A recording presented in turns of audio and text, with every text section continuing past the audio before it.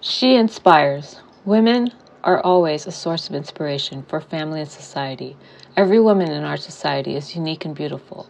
We would like to know about your journey. Publish stories on this Women's Day featuring women's way of living, working, and achievements. What advice would you give to young women aspiring to make a difference in the world?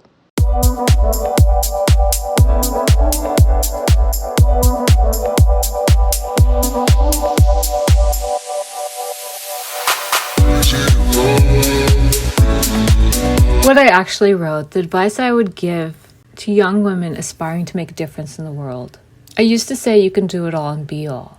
I no longer say that, at the cost of the raging inner child. Why do I care so much what other people think? It was a very hard thing to detach from. I would now say just show up for yourself. Set time aside to show up for yourself. Set time aside to show up for what is important to you. What is important to you right now? If you had to leave the earth and leave something behind, what is that thing? Build on it. Be consistent to it. Set time aside for it. You matter. Set aside time for the silliness that gives you pleasure in being alive, in being your vitality. And then you will find the space and the time to make an impact by just being you. We always say we'll eventually make time for it, for self-care. But the truth is, we can live out our lives pleasing everyone else and having no time for ourselves, and our youth is over.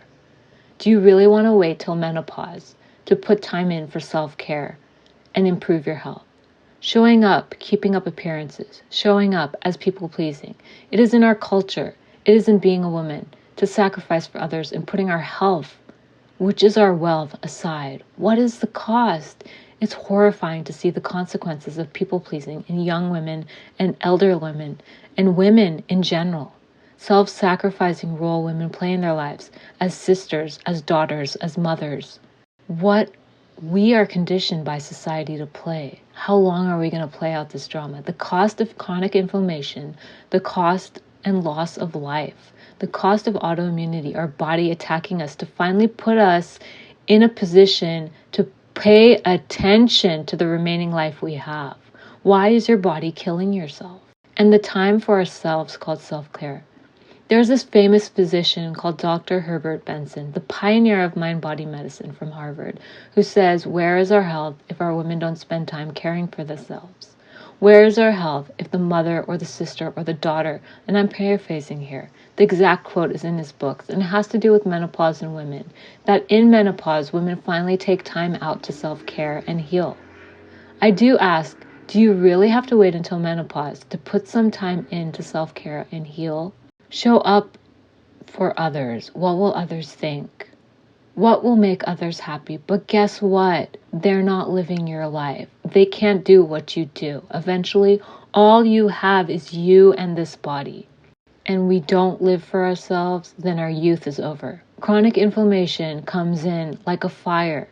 Not living, outliving our lives, but living for a lifetime of people-pleasing. What women face, being so many things to so many different people, is they lose themselves. They lose their health. They lose their life. People we serve, people we're obligated to, we end up empty. We end up in chronic inflammation. We end up with autoimmunity. The list goes on. Our body attacks itself. It's time for you to show up for yourself. Halt, stop. That's when we wake up. You don't want to wait for that to happen, or do you? Showing up to make a difference in the world, we think of it as something big, but instead it is something micro. It is something tiny. It's 5 minutes a day for yourself to do what makes you happy. 5 minutes a day of slowing down and pausing. When in fact, to create something so huge, it takes consistency. What is the consistency you give yourself? What matters to you now? What are you going to do to build yourself up so you can be in a position to be an offering from your overflow? Overflow, offering from your overflow. Yes, that's what I said. Can be creating, can be giving advice, can be counseling from life experience, but that takes time. But to get there to that level, you need to be consistent. You need to show up for you, to you. You need to. It is the need of the hour. That includes what's important to you, what makes you happy, because no one can make you happy but yourself. How often we look to others to make us happy. People pleasing. People could spend their whole life not being happy with us, and still we are serving them with love, care, and food. What is the consistency you can give yourself now? What matters to you now? What do you have to do to build yourself up, to be an offering from the overflow of life? It's the grand invitation. That's what I say to young women now. They say they aspire to make a difference in the world. Well, listen, you aspire to make a difference in the world by putting time into you, creating the space for you to be you. And then the impact happens. And then people around you notice. And then you show up for yourself, you set a great example, and you have the time to create solutions, to think up solutions, to be the solution.